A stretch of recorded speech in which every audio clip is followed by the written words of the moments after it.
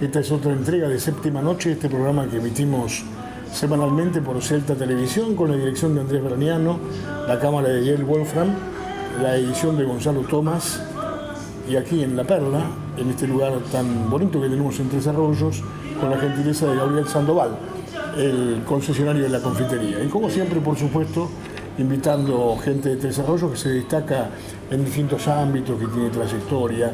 Hoy voy a tener muchísimo gusto en presentarles, para que la conozcan un poco más, a Carolina Sensi, que es la agente consular de Italia, pero que tiene toda una vida para contarnos de una familia histórica de Tres Arroyos, los Sensi, que han llegado alguna vez de Italia y que tuvieron la oportunidad de poner una roticería que fue un poco el punto de concentración de tantos tresarroyenses. Carolina, sí, gracias por aceptar la invitación. No, por favor, por favor. En realidad tengo que presentarte como la doctora Carolina Sensi, porque sos abogada. Soy abogada, sos sí. abogada. Sí. ¿Ejercés la profesión alguna vez? La ejercí en un tiempo y bueno, y después cuando me vine para Tres Arroyos, ya me vine embarazada de mi tercer chiquita, así que se me hizo un poco complicado.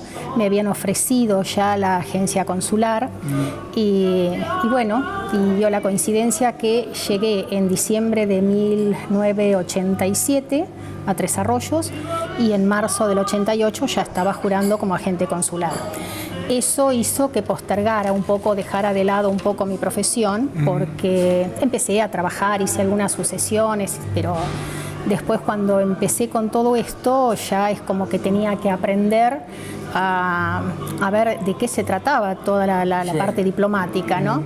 Y cuando vi que la jurisdicción era muy extensa, ya la cosa se me hizo un poco más seria porque tenía muchísimos italianos a cargo mío, muchos pensionados. En ese momento empezaba a ponerse de manifiesto lo de la doble ciudadanía, el convenio ítalo-argentino. Entonces muchísima gente ya empezaba a querer tramitarla. Había en ese momento también muchos italianos de origen indigentes, entonces había que hacer todo un estudio social, visitarlos. Es decir, era un trabajo bastante complicado. Y embarazada llega mi chiquita y ya con 2 preadolescentes y una nena ya se me hacía un poco bastante problemático, ¿no? Entonces por eso dejé a un lado la profesión para dedicarme a esto y continué hasta hoy. Bueno, y esto es una pasión al punto que merece mencionarse que es honorario el cargo, ¿no? Es honorario, sí, el cargo es honorario. Claro. Sí, todos los vicecónsules, agentes consulares e incluso cónsules también son honorarios. Sin poner en tela de juicio nada, pero se me ocurre que con tanto trabajo merecerían algún tipo de reconocimiento de los gobiernos, ¿no? Sí, la verdad que están, sí. Están realmente dedicados muchas horas y mucho tiempo. Muchas horas, mucho tiempo y una problemática bastante compleja en muchos casos, porque tenés gente que está en el extranjero, gente que estaba en un momento dado ilegal, bueno, muchísimas cosas que pasan y que se van dando a diario. Gente que está allá en Europa y de repente sufre un accidente y vos tenés que entrar a manejar hilos desde acá para ver a ver qué se hace con esa persona, cómo la traemos, qué atención tiene. Además, porque muchos de ellos no cumplen con la obligación de ir, denunciar el nuevo domicilio y entonces quedan desprotegidos, porque cuando van a un consulado allá de Italia, sea el país que fuere, y se encuentran con que no están anotados en el anágrafe consular, nadie se va a hacer cargo de ellos. Acá se les ha dado de baja porque se han ido al extranjero, entonces el consulado de Bahía Blanca tampoco puede hacerse cargo de una situación así. Te cuento esto porque ha pasado. Y bueno, y fueron días así de bastante preocupación hasta que logramos solucionar el tema, ¿no? Tu historia comienza en una localidad que se llama Castel del Giudice, en Italia. En Italia. ¿Dónde es eso? ¿En qué zona? Eso está ubicado en el centro sur de la península. Está la región del Abruzzo y a continuación el Molise. El Molise es una de las últimas regiones que se decretaron en Italia y fue en el año 1968. Cuando yo nací, yo pertenecía al Abruzzo. Después se hizo la división. Abruzzese. Abruzzese, exacto. Y los del Molise son molisanos. Molisanos, claro. Exacto. Así que pasé a ser un poco abruzzesa y un poco molisana en este momento. ¿Qué ciudad? ¿Cómo? Perto de qué ciudad. ¿Cerca de qué ciudad sería, ¿De qué no? ciudad? No. Ciudad importante. Sí. Bueno, tenés Isernia, te digo una más turística, Pescara, por ejemplo. Pescara. Pescara queda sobre el Adriático. ¿Una localidad muy pequeña? Sí, es un pueblo muy chiquitito que tiene en este momento 400 habitantes estables, en su gran mayoría personas mayores. La juventud sale a buscar trabajo a otros lugares. Así que es un pueblo muy chiquitito que está a 800 metros sobre el nivel del mar, allá en la montaña. Y bueno, muy pintoresco, muy pintoresco. ¿Has tenido oportunidad de volver? Sí, claro. sí. Porque naciste allí. Nací allí, me trajeron con 1 año de vida, así que vine muy pequeñita a la Argentina. Después pude volver, mis padres volvieron antes, pero bueno, yo con el tema de que estudiaba, después me casé y demás, bueno, es como que se fue postergando mi regreso por vez primera a Castel del Giudice. Así que pude regresar por primera vez en el año 92. Cuando ya contaba con 35 años de vida, 36 años casi. ¿Y encontraste la casa de tus padres? Encontré la casa de mis padres, encontré la casa de mis abuelos. Bueno, allá soy una más. Cada vez que voy tengo mi departamentito ahí, que era del abuelo. Sí. Preparado, ya mis primos, mis tíos tienen todo listo para recibirnos. Así que bueno, no, es volver a mi lugar también, ¿no? Obvio que tus padres vinieron contigo entonces. Mi papá vino unos meses antes. Se daba eso a los inmigrantes, ¿no? Que claro, primero el hombre de la casa. Sí, exacto. Estudiaba un poco la situación y después traía a su familia. Exactamente. O sea, papá vino, nací yo en el mes de marzo, papá vino en el mes de septiembre para acá, con el famoso acta de llamada o acto de llamada de alguien que ya estaba aquí con trabajo, con techo. Entonces esa persona le dijo, venite, que acá hay trabajo, así que venite para Tres Arroyos. Y bueno, así que ya vino a trabajar. Cuando consiguió una casa, le dijo a mamá que viniéramos, así que con mamá, con sus 24 añitos y con una beba en brazos, se largó al mar. Claro, porque en ese tiempo la inmigración se daba en barco siempre. Se daba en barco, así que estuvimos 24 días en mar. Sí, fue toda me la contaron, lo viví en casa todo el tiempo eso, porque era mis padres recordar y recordar. Claro. Y bueno, y la curiosidad infantil que hace que, bueno, y cómo vinimos, y cómo estabas en el barco, mami, y entonces, bueno, es como que vas armando tu historia de acuerdo a lo que te cuentan, ¿no? Claro, por lo menos esa primera parte. En esa edad, con 1 año no Claro. Pero bueno, lo fuiste armando. ¿El barco se llamaba, te acordás? El barco se llamaba Génova. Ajá. Y partió del puerto de Génova. Ah, bien. Exactamente. Ajá.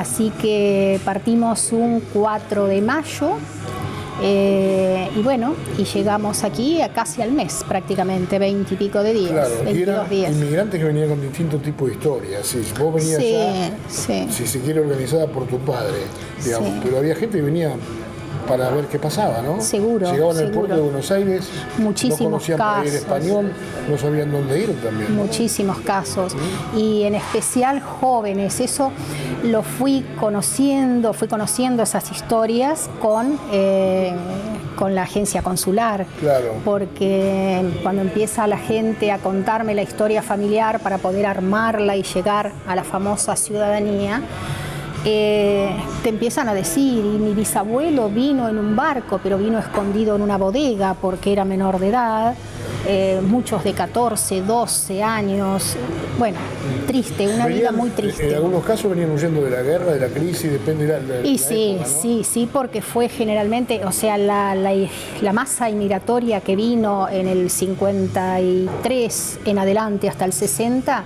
fue la posguerra. Claro. Entonces, allá no había trabajo, si bien después se reconstruyó con la ayuda también de gente que vino sobre todo a Estados Unidos y mandaba dinero para allá. Claro. Al principio no había trabajo y había hambre, sí, claro. En Estados Unidos hay una gran colonia italiana. Muchos. Sí, en Estados Unidos, en Venezuela también hay muchísimos, sí. Y en la Argentina, sí. Bien. Tu padre fue famoso, muy conocido aquí, por ser un gran trabajador, pero además porque le dio a Tres Arroyos una roticería que fue mítica en la historia. ¿Quién que sume algunos años más de determinada edad, de determinado piso de edad, no se acuerda de lo que fue la Napolitana, en la calle Maipú, ¿no? No, antes empezamos en 1810. Por eso, empezamos en 1810 en la primera cuadra, casi esquina Moreno. Sí. Y bueno, toda una historia en ese lugar, ni hablar. Ahí es donde... fue pizzería y después fue roticería. Sí, después se amplió. Primero fue pizzería nada más, se hacían facturas. Me acuerdo mucho cuando estaba funcionando el cine americano. Yo era chica, te cuento, iba a tener 6 años, 7. Estaba el cine americano y el famoso matiné. Entonces salían los chicos y me acuerdo que papá les preparaba unas bandejas enormes de todo tipo de facturas. Y bueno, y después a la noche el movimiento grande era la pizza.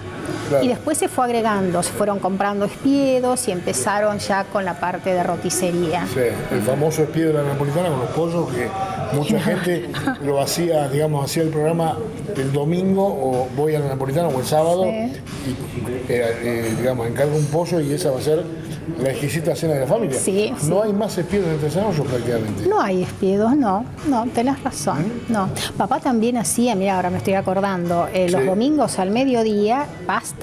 También. Y los famosos fideos a la guitarra, como le decía él, a la guitarra. Sí. Y tenía la guitarra y los hacía, pero sí, de eso. Y bueno, y muchísima clientela era la de las pastas de los domingos. Hola. Muchas gracias. Y digamos, ¿él ya era de la profesión? Sí. Sí, él, muchas gracias. De nada. Sí, claro, sí. Papá trabajaba en Nápoles. Ajá. A los 9 años se fue a trabajar, se fue del pueblo porque la nona no podía. En ese momento, con tantos chicos, eran 4 ellos. Así que bueno, se fue con su hermano, el hermano más grande, tenía, qué sé yo, 20 años más o menos, y le dijo que se fuera para allá. Así que con 9 años se fue a vivir con su hermano a Nápoles y ahí empezó a trabajar como cadete en una especie, restaurante era, una especie de restaurante, que cuando fui en mi primer viaje lo fui a conocer. Ajá. El restaurante ese todavía estaba. Con otras características, mucho más modernas, pero por supuesto, pero estaba. ¿Y estuvo en Nápoles varios años? Y papá estuvo en Nápoles, sí, estuvo trabajando en Nápoles muchos años, porque cuando se vino para acá tenía 26 años y estaba en Nápoles. O sea, bellísimo Nápoles. Sí. La República de Nápoles. La República de Nápoles, claro. Le dicen, porque es un mundo aparte. Sí. Con Sorrento, con la isla de Capri. Bueno, eso es lindo. Eso es hermoso. Sí. Ahora, la ciudad en sí, bueno, es una ciudad caótica. Sí. La ciudad de Nápoles es caótica. Sí. El tránsito, bueno, todo. Sí. El napolitano tiene una característica especial también en su manera de ser, ¿no? Sí. Ni hablar, claro. Gritón. Claro. Vos te enterás que están vendiendo pescado ahí abajo, estás durmiendo por los gritos, ¿no? Claro, ni hablar. Claro. Además, lo cómico de esto es que cuando fui la primera vez me llamó muchísimo la atención que en un edificio las señoras, sobre todo, hacían las compras, pero no bajaban hasta la calle. Directamente les ponían en un canasto desde arriba las bolsas y las mandaban con una soga hacia abajo. Digo, ¿qué es esto? Y bueno, le llenaba, ya por supuesto eran clientas de los personajes que estaban ahí en la calle vendiendo, les cargaban las bolsas y volvía a subir eso hacia arriba, Nana. Por eso te digo, es un mundo aparte. ¿Aquí se hablaba italiano? Se hablaba el dialecto, padres. sí, hablaban mucho el dialecto. Se hablaba el dialecto, bueno, además se buscaban, viste, entre los paisanos Claro, entre... de la región, de la región. Claro, de la región, o acá no hay muchos, bueno, hay sí, abruceses hay bastantes, molisanos del lugar de Castel del Giudice no, pero muchos de calabreses, muchos calabreses. Entonces habían hecho una gran amistad con calabreses y bueno, y otros por supuesto del Abruzzo. Y bueno, entre ellos se hablaban, así que era una risa a veces porque se mezclaban los dialectos, ¿viste? Uno hablaba un dialecto, tenías que estar ahí tanteando. Esta profesión que estás desarrollando actualmente en el consulado también te permite tener, si se quiere, una especie de visión sobre la inmigración italiana entre ese arroyos. Sí. Por ejemplo, hay mucha gente de Casalangui de aquí. Muchísimos, de Casalangui muchos, La sí. mayoría. La mayoría te Claro. diría que son, sí, sí. Y están todas las regiones italianas.